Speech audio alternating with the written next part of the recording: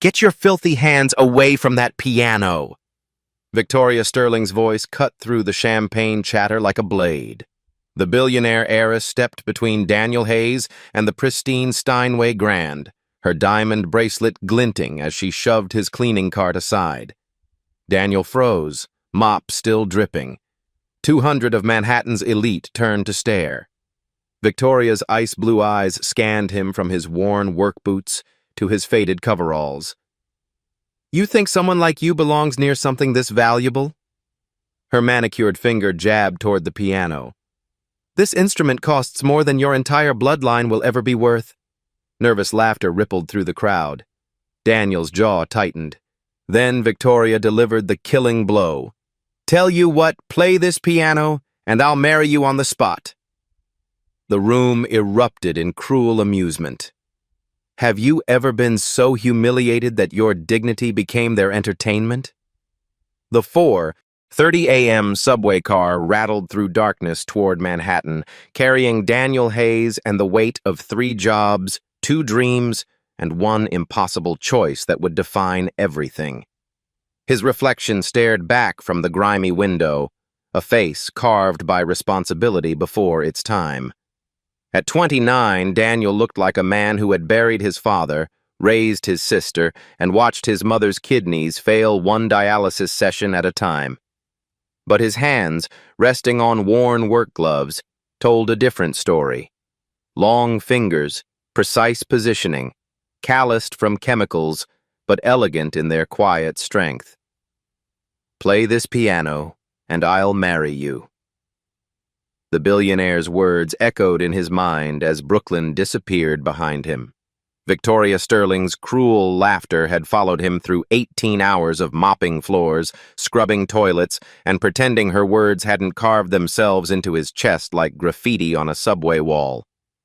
Daniel's phone buzzed. A text from his sister Maya. Mom's session ran long again. The doctor wants to talk about the surgery. The surgery. $45,000 they didn't have. Money that might as well have been $45 million. The train screeched into his stop. Daniel shouldered his worn backpack and climbed toward street level, where Manhattan's towers pierced the sky like golden needles threading wealth through clouds. By 5:15 a.m., he was mopping the lobby of the Meridian Club, where Victoria Sterling's monthly membership fee exceeded his annual salary. The Meridian Club existed in a different universe. Persian rugs that cost more than houses. Oil paintings older than the Constitution. Members who spoke in stock tickers and measured time in quarterly reports. Daniel moved through this world like a ghost present but invisible, necessary but unacknowledged. He'd been invisible for 7 years. 7 years since Howard University, where professors had called him extraordinary. 7 years after the full scholarship to Manhattan School of Music. The scholarship he'd surrendered the day his father's construction scaffold collapsed in Queens. Son, his father had whispered in the hospital, construction dust still coating his lungs. Promise me you'll take care of them. Daniel had promised. The scholarship letter had arrived 3 days after the funeral. Now, at 6 a.m., Daniel pushed his cart past the club's music room. Through beveled glass doors, the Steinway grand piano sat like a sleeping giant. Chopin's Ballade number. One lay open on the music stand, the same piece Victoria had mocked him about. The same piece he'd performed for his senior recital, earning a standing ovation from professors who'd never seen anything like it. His fingers twitched involuntarily, muscle memory stirring. 4 years of theory, 4 years of technique, 4 years of professors saying, Daniel, you don't just play music, you speak it. But speaking music didn't pay for dialysis. It didn't cover rent in a studio apartment where his mother slept on a fold-out couch and Maya studied by lamplight because the overhead bulb had burned out last month. Daniel's current world measured exactly 420 square feet in Bed-Stuy, a space where his mother's medical equipment dominated the living room, where Maya's homework covered the kitchen table they'd inherited from their grandmother, where Daniel slept on an air mattress that deflated slightly each night, requiring morning adjustments before work. The apartment smelled like disinfectant and dreams deferred. Maya's college acceptance letters sat unopened on the counter. Columbia, NYU, Barnard. Because discussing tuition felt like discussing Mars colonization. Theoretically possible, practically impossible. On the kitchen wall hung their only family photo. Daniel at his Howard graduation, arms around his parents, Maya beaming in her high school cap and gown. Before the scaffolding, before the diagnosis, before everything became about survival instead of living. But Daniel had found his refuge. Every Tuesday and Thursday night, after the Lincoln Center cleaning crew finished their official rounds, security guard Marcus Williams himself, a former jazz musician, would unlock practice room C for exactly 2 hours. "Brother," Marcus had said 6 months ago, catching Daniel humming while mopping, these hands weren't made for mops. Those midnight sessions kept Daniel sane. Alone with a beaten upright piano, he played everything Bach to Basie, Mozart to Monk. His fingers remembered what his life had forgotten, that excellence existed beyond circumstance, that beauty transcended bank accounts. Last Thursday, he played Chopin's ballad number 1, the same piece Victoria had used as ammunition. Daniel had performed it flawlessly, each note precise, each phrase breathing with emotion that 7 years of silence had only intensified. When he finished, Marcus had stood in the doorway, tears streaming. "Danny, that wasn't playing, that was praying." But prayers didn't pay bills. Prayers didn't fund surgeries. Prayers didn't silence the voice in Daniel's head that whispered he was wasting his life, one mop stroke at a time. His phone buzzed again. Maya. Got into Columbia. Full academic ride. But they want an answer by Friday about the music supplement. Said if you could just record something. Daniel stopped mopping. Maya had applied to Columbia's dual program pre-med and music composition. She'd inherited their father's mind for science and their family's gift for music. But the music supplement required a recording of an original composition performed by a skilled pianist. Daniel was that pianist, had always been that pianist. But recording meant exposure. Recording meant risk. Recording meant stepping out of the shadows where survival was predictable, even if it was suffocating. He thought about Victoria Sterling's words, "Play this piano and I'll marry you." The challenge hadn't been about marriage. It had been about power, about putting him in his place, about reminding him that some spaces like that Steinway, like success, like dignity, weren't meant for people like him. Daniel resumed mopping, but his movements had changed. Each stroke was deliberate, controlled, like finger exercises on a keyboard. Because somewhere between Victoria's cruelty and Maya's deadline, between his mother's medical bills and his father's dying wish, Daniel Hayes was beginning to realize that invisibility wasn't protection. It was prison. And maybe, just maybe, it was time to break out. The grandfather's gold watch on his wrist, the only inheritance his father had left, ticked toward 7 a.m. Soon, the members would arrive. Soon, Victoria Sterling would glide through these halls, her diamond bracelet catching light, her cruel words echoing in marble corridors. Soon, Daniel would have to choose between staying invisible and becoming unforgettable. Victoria Sterling arrived at the Meridian Club like a storm system, beautiful, devastating, and impossible to ignore. Her Bentley Mulsanne purred to the curb at exactly 8:47 a.m., 3 minutes before her scheduled arrival. The valet rushed forward, but Victoria was already stepping out, her Louboutin heels clicking against marble with the precision of a metronome marking time for lesser mortals.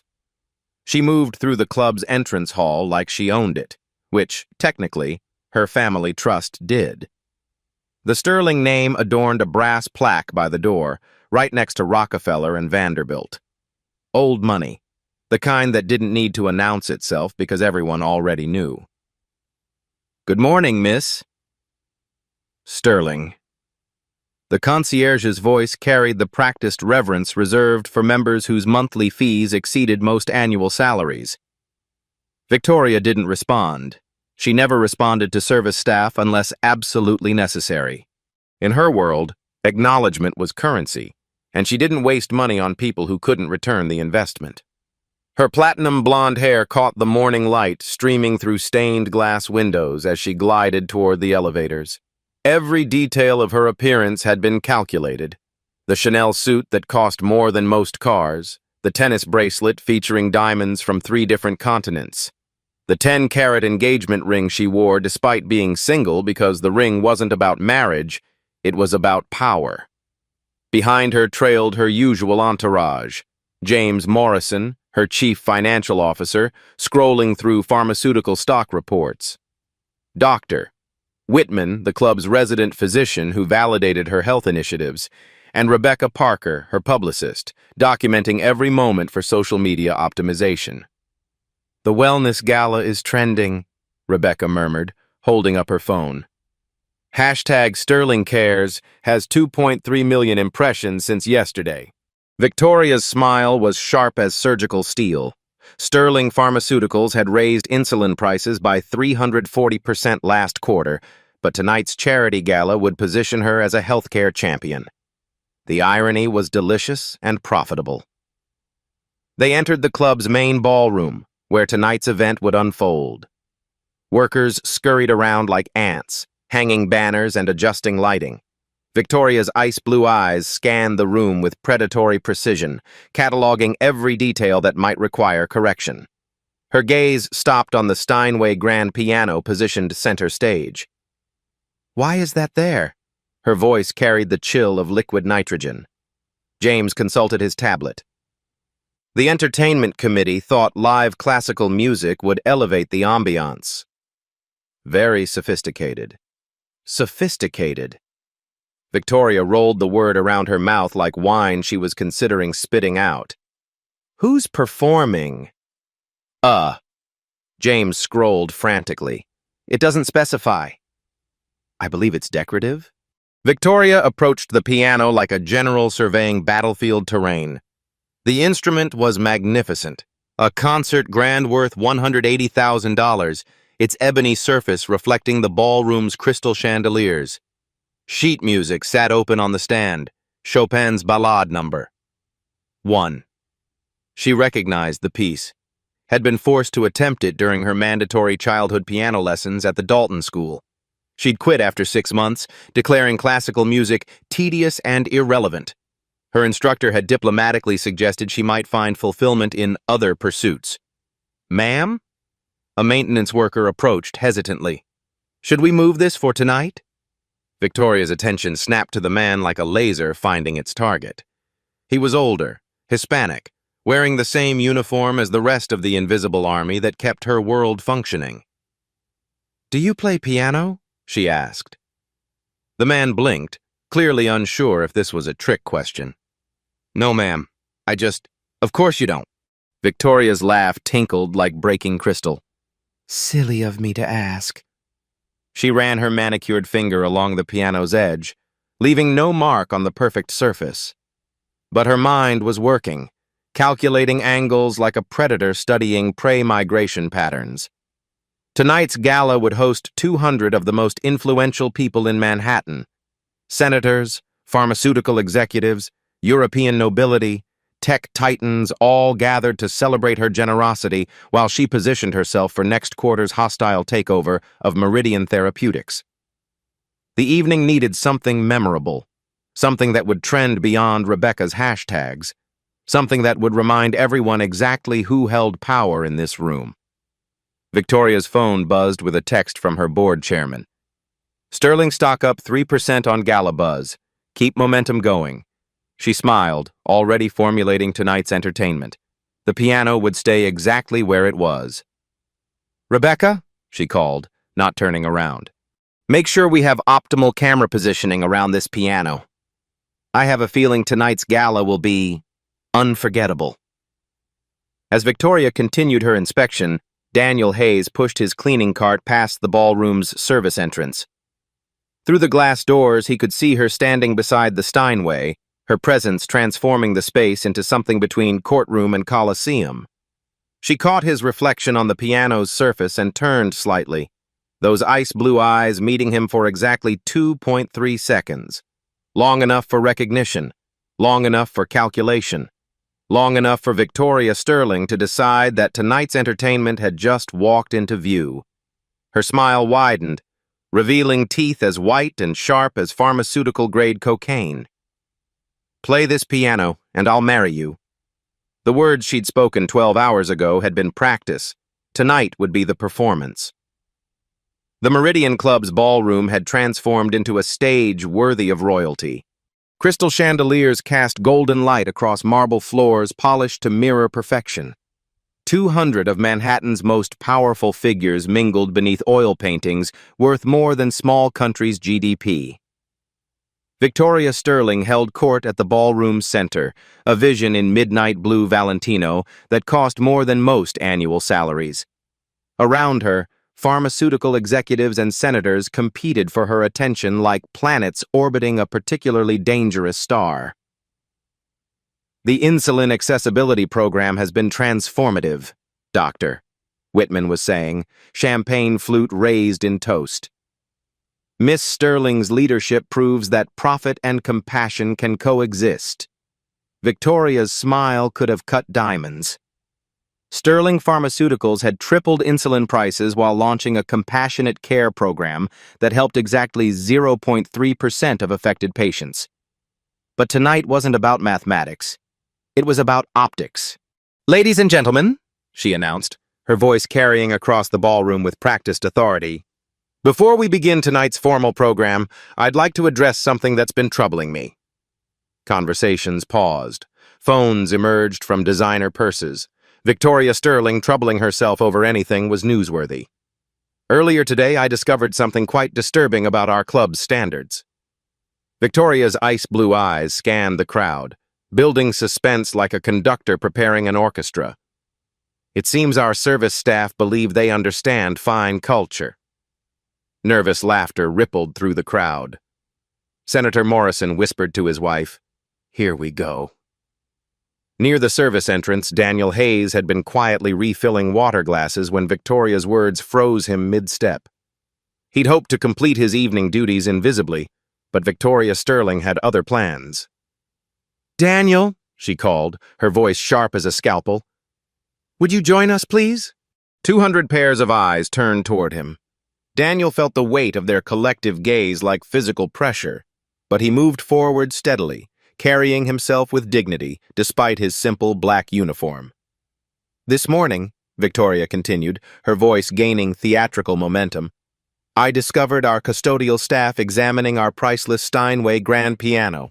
Not cleaning it, mind you, studying it, as if someone of his background could possibly comprehend such artistry." The crowd murmured appreciatively. Rebecca Parker was already filming, her phone capturing every angle of what promised to be premium social media content. Victoria gestured toward the magnificent piano, its ebony surface reflecting the ballroom's opulence. "This instrument, ladies and gentlemen, cost more than most people earn in 5 years. It requires training, breeding, and culture to appreciate.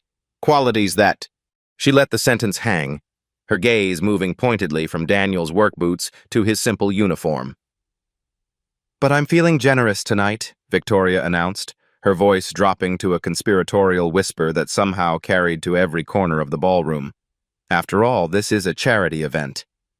So I'll make our friend here a proposition." Daniel's hands remained steady at his sides, but his jaw tightened almost imperceptibly. "If this gentleman can play even the opening measures of that Chopin piece," Victoria pointed at the sheet music with a flourish, "I'll marry him right here, right now." The ballroom erupted in delighted laughter. Someone shouted, "Victoria, you're savage!" Another voice called out, "Poor guy doesn't know what he's in for." Victoria reached into her purse and withdrew a small velvet box containing her 10-carat engagement ring. With theatrical precision, she placed it atop the piano's music stand. "There's your engagement ring, darling," she announced. "All you have to do is earn it." The crowd pressed closer, forming a semicircle around the piano. Phones lifted higher. Someone started a live stream. The hashtag number Sterling Gala Drama was already gaining traction. "Of course," Victoria continued, her voice dripping with false sweetness. "When you inevitably fail, I trust you'll understand that some spaces simply aren't meant for people like you." Dr. Whitman chuckled nervously. "Victoria, perhaps." "Oh, but this is educational," Victoria interrupted. "We're about to demonstrate the difference between ambition and ability, between dreaming and doing." She turned to Daniel with a smile that could have frozen champagne. "Unless, of course, you'd prefer to simply return to your proper duties." The challenge hung in the air like smoke from an expensive cigar. Daniel could feel the crowd's anticipation, their hunger for entertainment at his expense. Phones recorded his every micro-expression. Social media algorithms were already calculating viral potential. In that moment, standing before Manhattan's elite while they waited for his humiliation, Daniel heard an echo of his grandfather's voice. "Dignity isn't something they can take from you, son.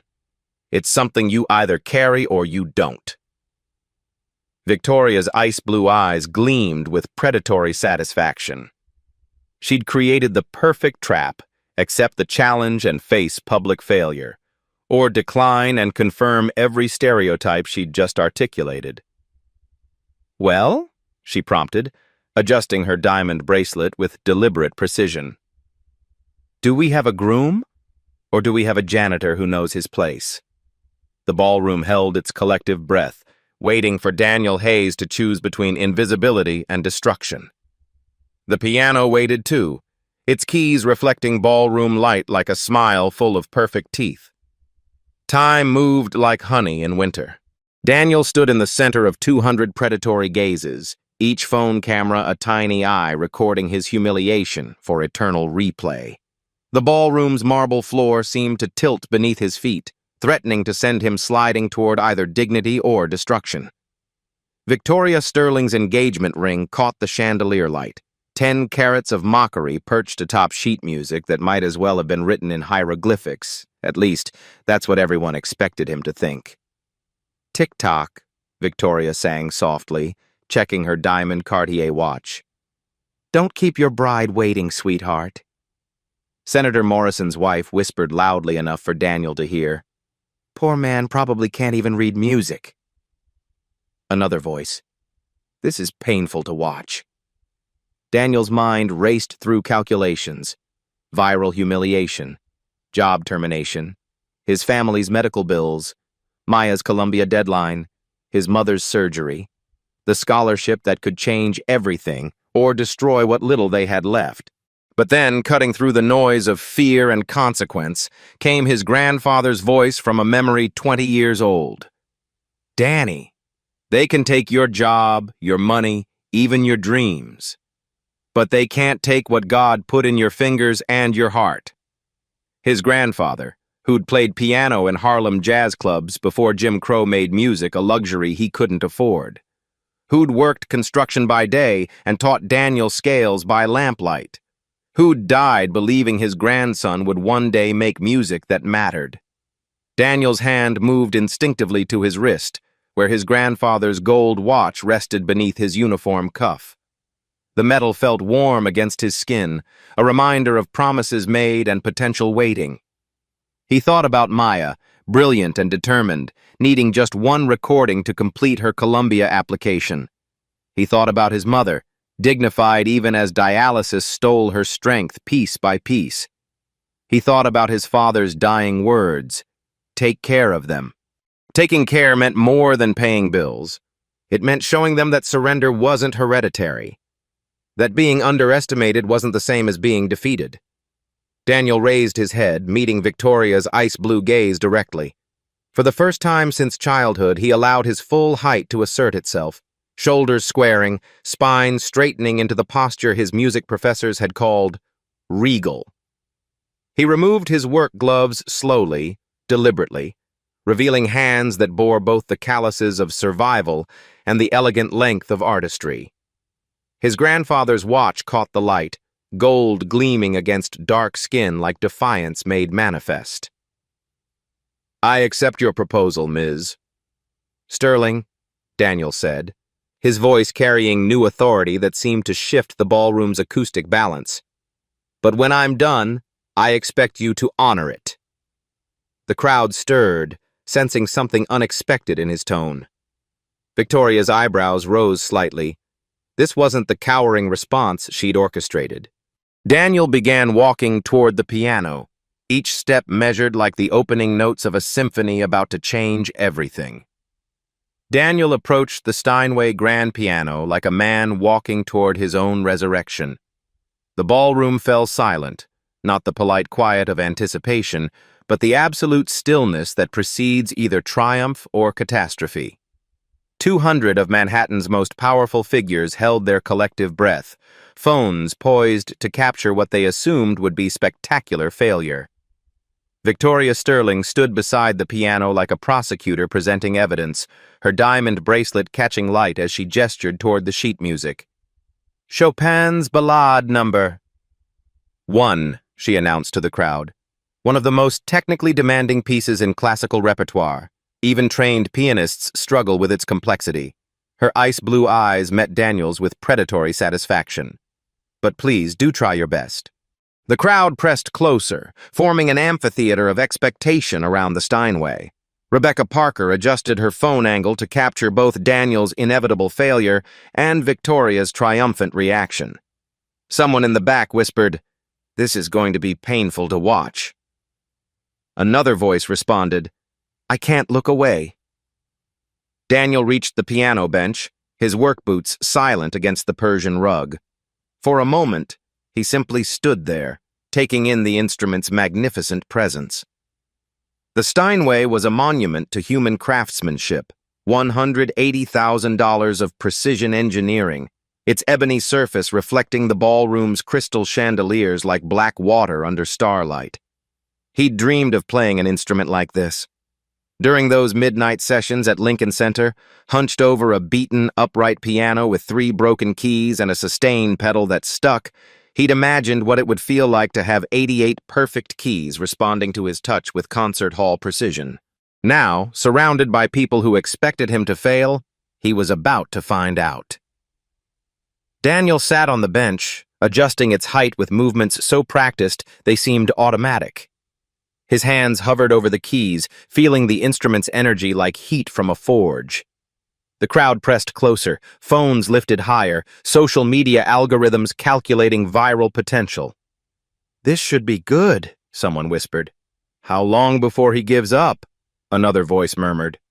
$10 says he doesn't make it past the first page, Senator Morrison muttered to his wife. "I'll take that bet, Doctor."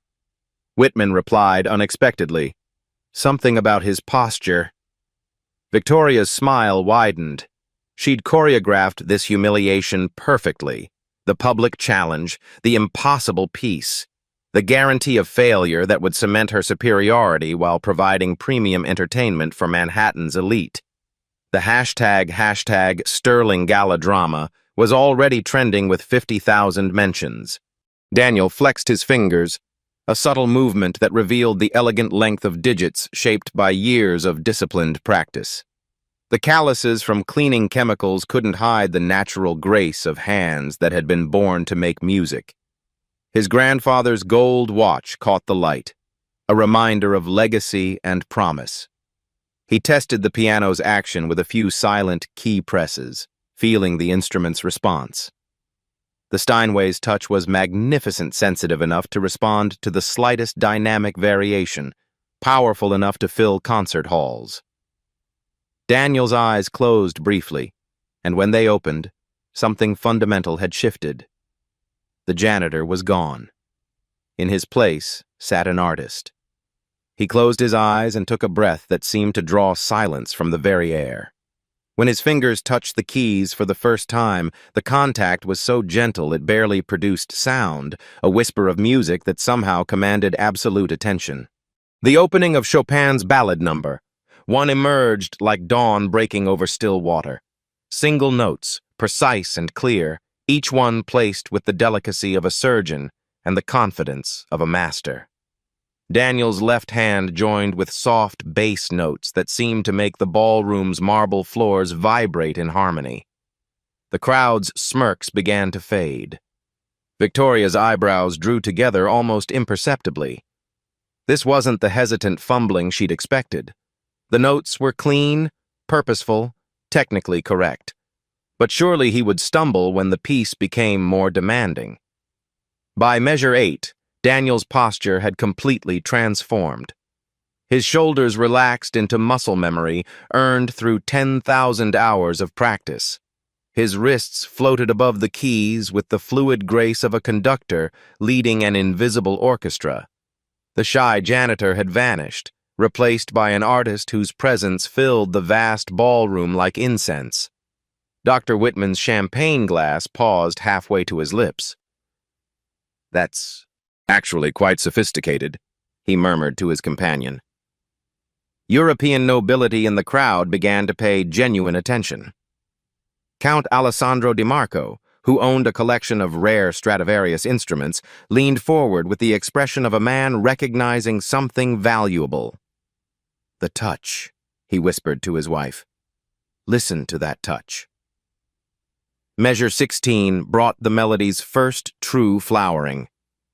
Daniel's right hand danced across the upper registers while his left maintained the rhythmic foundation, creating a conversation between voices that seemed to emanate from somewhere deeper than the piano strings. The music wasn't being played, it was being born. His touch revealed Steinway's voice in ways the instrument rarely experienced. Each key responded with crystalline clarity, the concert grand's superior acoustics allowing subtle dynamics that would have been impossible on lesser instruments. Daniel shaped phrases with breathing that seemed to extend the piano's natural decay, creating legato lines that flowed like silk ribbons through the air. The audience began to shift unconsciously. Bodies that had been positioned for mockery now leaned forward in genuine interest. Conversations died mid-whisper. Even Rebecca Parker's social media commentary fell silent as she realized her live stream was capturing something extraordinary. The comment feed exploded with messages. "Holy shit, is this real? Who is this guy? This is actually incredible." Senator Morrison lowered his phone entirely. His wife grabbed his arm, whispering, "David, he's really good." The transition to the B section arrived like a thunderclap wrapped in velvet. Daniel's technique exploded into view octaves that rang like cathedral bells, arpeggios that cascaded down the keyboard like water over stones, chromatic runs so fast they blurred into pure emotion. His hands moved with surgeon-like precision while his face reflected the music's emotional landscape, tender during lyrical passages, fierce during dramatic climaxes. "Jesus Christ," someone whispered. "He's actually a pianist." "Shh," came the sharp reply. The crowd was no longer watching a humiliation unfold. They were witnessing artistry at a level most had never experienced outside Lincoln Center. Victoria's ice-blue eyes widened as Daniel navigated passages that would challenge conservatory graduates. His left hand thundered through bass octaves, while his right hand executed runs that seemed to defy the physical limitations of 10 fingers.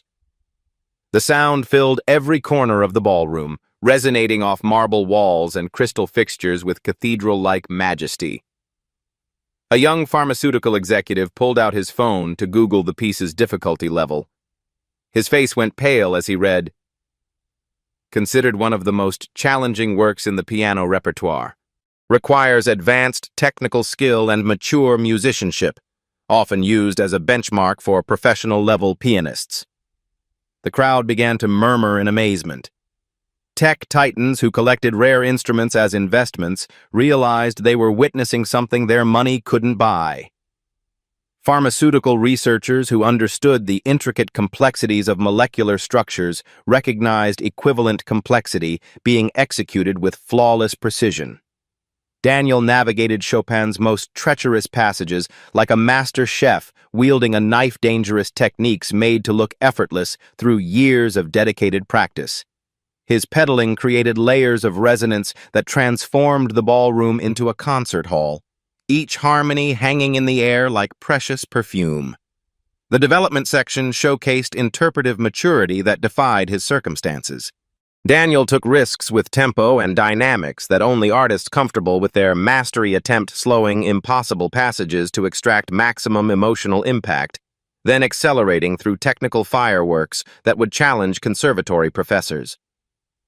Count DiMarco turned to his wife with tears in his eyes. "Maria, this is what we heard at La Scala in 1987. This is that level of artistry." Victoria's hands trembled slightly as she gripped her diamond bracelet. This wasn't possible. Janitors didn't play Chopin like this. Working-class men didn't possess this level of cultural sophistication. Everything she believed about breeding, education, and social hierarchy was crumbling with each perfectly executed phrase. The music built toward its climactic return, Daniel's entire body now moving with Chopin's rhythms. His feet worked the pedals like a master organist, his shoulders swayed with melodic lines, even his breathing synchronized with the music's phrases. He wasn't just playing the piano. He had become the conduit through which Chopin's genius flowed into the modern world. Rebecca Parker's phone trembled in her hands. Her live stream had gained 100,000 viewers in real time. Comments flooded faster than she could read. "This is the most beautiful thing I've ever heard. Who is this man? I'm literally crying. This needs to go viral right now." The ballroom's acoustics carried every nuance of Daniel's performance to its farthest corners. Pharmaceutical executives who had never attended a classical concert found themselves moved to tears by music they couldn't name but somehow understood. Tech moguls who measured success in algorithms discovered that some things couldn't be quantified, only experienced. Then came the cadenza, the piece's most technically demanding passage, where even professional pianists held their breath. Daniel's hands separated into independent voices, the left maintaining bass octaves while the right exploded into cascading runs that seemed to defy physical possibility. The ballroom held its collective breath. Victoria's mouth fell open as Daniel executed passages that her own childhood piano teacher had called impossible for anyone but the most gifted artists. His fingers moved so quickly they blurred, yet every note rang clear and true. The Steinway sang under his touch like an instrument possessed, its voice soaring above the stunned silence of Manhattan's elite. Count DiMarco stood up involuntarily, his years of musical education recognizing mastery when he witnessed it. Other audience members followed suit, unable to remain seated in the presence of such artistry. Daniel paused for exactly one heartbeat before the final section, a moment of perfect silence that stretched like eternity. In that pause, 200 people realized they were witnessing something extraordinary. Phones that had been recording for mockery now captured reverence. Then Daniel's hands descended like controlled lightning. The final measures erupted with power that seemed to shake the crystal chandeliers. Bass notes thundered through the ballroom's foundation, while melody lines soared toward the vaulted ceiling. Daniel's technique was flawless, but more than that, it was transcendent. He wasn't just executing Chopin's vision. He was channeling 7 years of suppressed dreams, a lifetime of being invisible, generations of ancestors whose talents had been buried beneath survival. The final chord rang out like a declaration of war against every assumption the crowd had carried into this room. Daniel held the sustain pedal down, letting the harmonies decay naturally while the ballroom absorbed what had just occurred. Silence. Complete, absolute silence that stretched for 4.3 seconds, long enough for reality to reassemble itself around a new truth. The eruption. The standing ovation began with Count Alessandro DiMarco, the Italian nobleman whose family had patronized artists for 5 centuries, rose from his seat like a man witnessing the second coming. His weathered hands, which had applauded Pavarotti at La Scala and Horowitz at Carnegie Hall, came together in thunderous appreciation. "Bravo!" he shouted, his voice cracking with emotion. Magnifico! Absolutely magnificent. The applause spread like wildfire. Dr. Whitman leaped to his feet, champagne forgotten. Senator Morrison's wife dabbed her eyes with a Hermes scarf worth more than most monthly salaries. Tech executives who measured everything in data points found themselves moved by something that couldn't be quantified. Extraordinary, Dr. Whitman called out. Simply extraordinary. Rebecca Parker's phone shook in her hands as she tried to capture the transformation sweeping through the ballroom. Her live stream had exploded to 250,000 viewers. Comments flooded the feed faster than she could process. I'm literally sobbing. This man is a genius. Victoria Sterling just got owned. Who is this king? The Lincoln Center director, who had been attending as Victoria's guest, pushed through the crowd toward the piano. His face bore the expression of a man who had just discovered buried treasure. Sir, he said, his voice carrying across the ballroom as conversations paused to listen. I don't know who you are, but you belong on the world's greatest stages, not cleaning them. The crowd murmured in agreement. Business cards began emerging from tuxedo pockets as classical music patrons and talent scouts recognized what they had witnessed. Someone shouted, "Give this man a recording contract." Another voice called, "Carnegie Hall!" He needs to be at Carnegie Hall. Through it all, Victoria Sterling stood frozen beside the piano like a statue carved from ice and humiliation. Her face cycled through a spectrum of emotions, disbelief melting into embarrassment, embarrassment hardening into calculation. The woman who had orchestrated this evening's entertainment had become its most spectacular casualty. Her ice-blue eyes darted around the ballroom, searching for escape routes from her own viral disaster. Her entourage had evaporated. James Morrison was busy recording the applause on his phone, already calculating damage control strategies. Dr. Whitman had joined the standing ovation. Even Rebecca Parker, her own publicist, was focused entirely on capturing the crowd's reaction rather than protecting her employer's image. Victoria's diamond bracelet caught the light as her hands trembled slightly. The 10-carat engagement ring still sat atop the piano's music stand, a monument to her miscalculation. What had been intended as props for Daniel's humiliation had become evidence of her own spectacular misjudgment.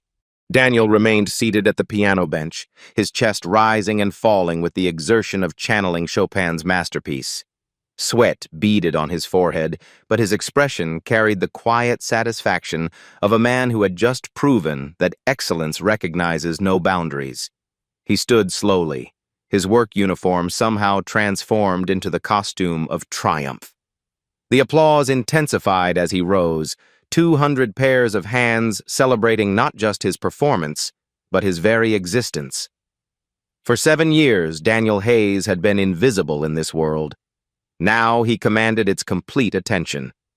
He turned to face Victoria directly, his brown eyes meeting her ice-blue gaze with steady confidence.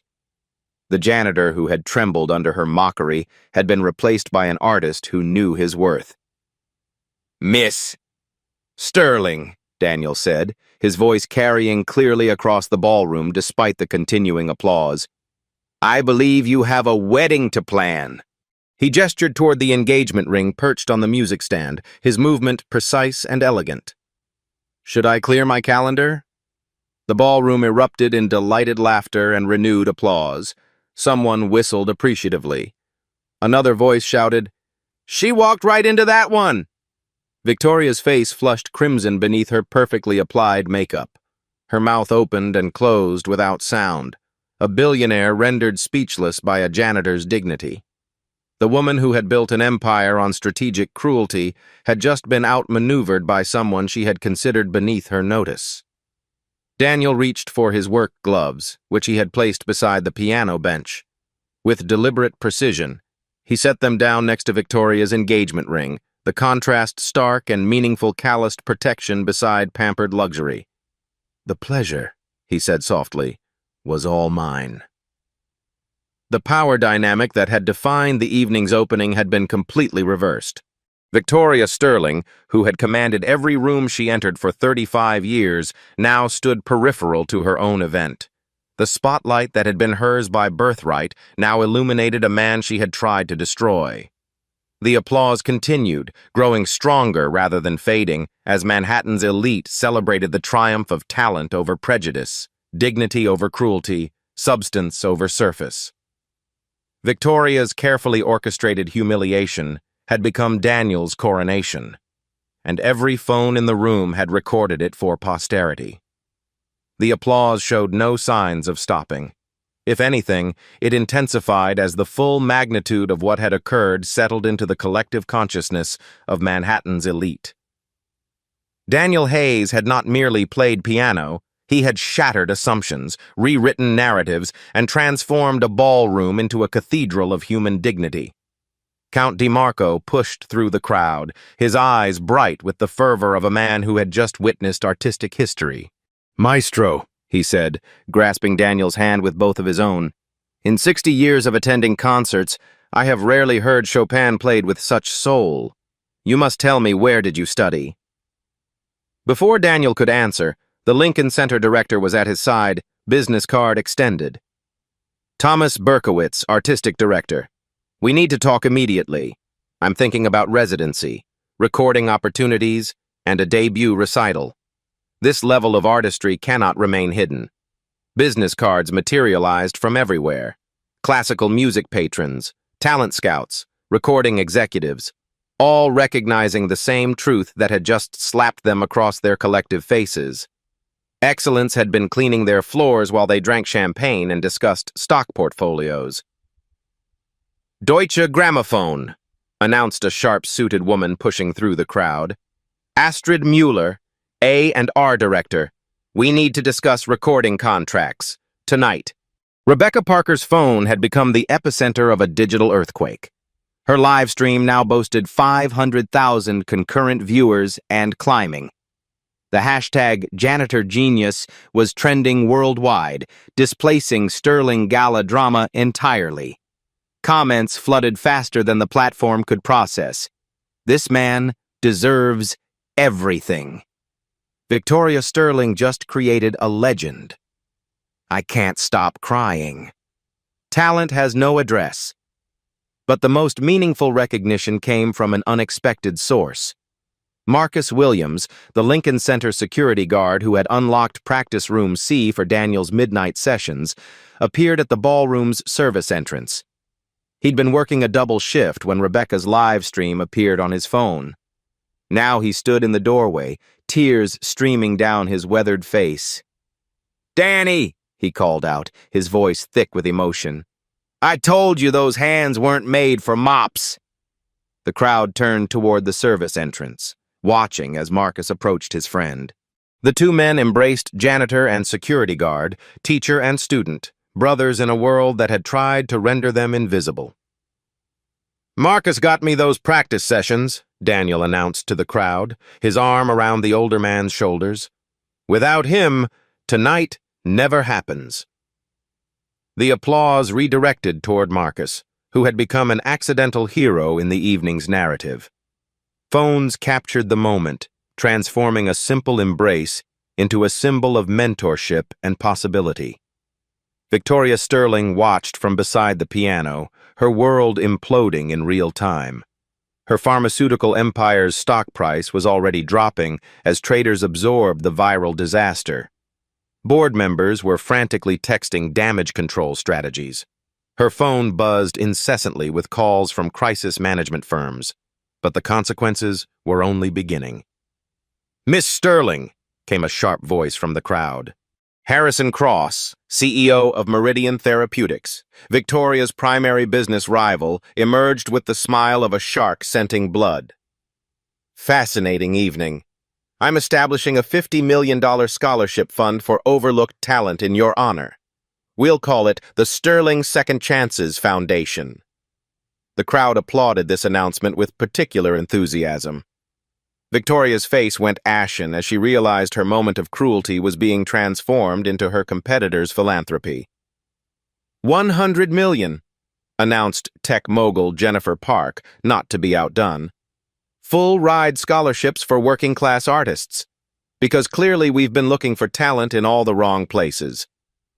The bidding war of charitable one-upmanship continued as Manhattan's elite competed to distance themselves from Victoria's humiliation while associating with Daniel's triumph.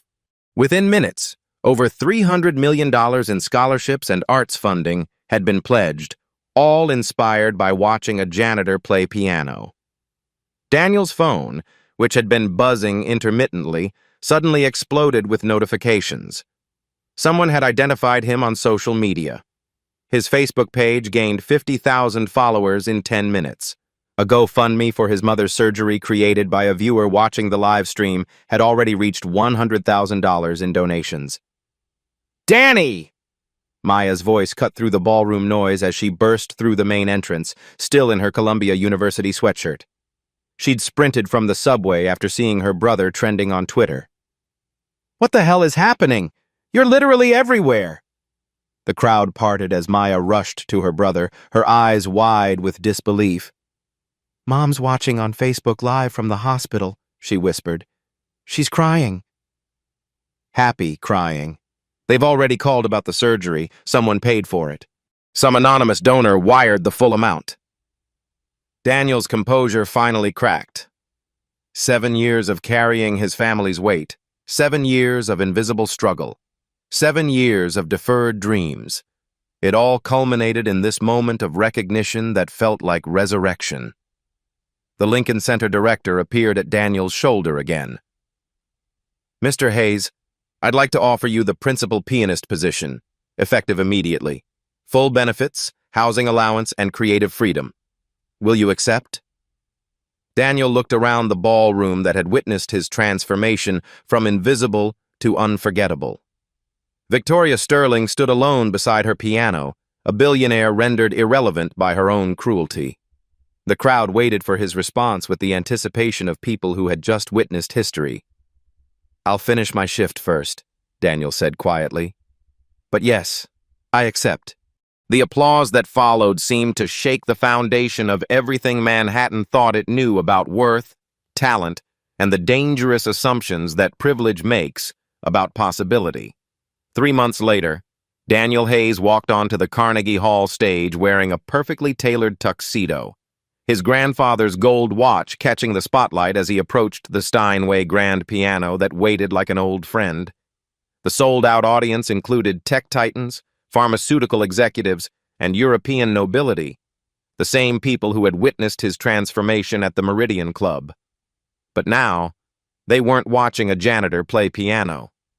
They were witnessing the debut of America's newest classical sensation. In the front row sat his mother, radiant and healthy after her successful surgery, and Maya, now thriving in her first semester at Columbia with a full scholarship that had materialized from Daniel's viral moment. Marcus Williams occupied a place of honor, his security guard uniform replaced by a suit purchased specifically for this occasion. Victoria Sterling was notably absent. Her pharmaceutical empire had crumbled under the weight of public scrutiny that followed #JanitorGenius. The board had replaced her with a CEO who actually understood the difference between profit and humanity.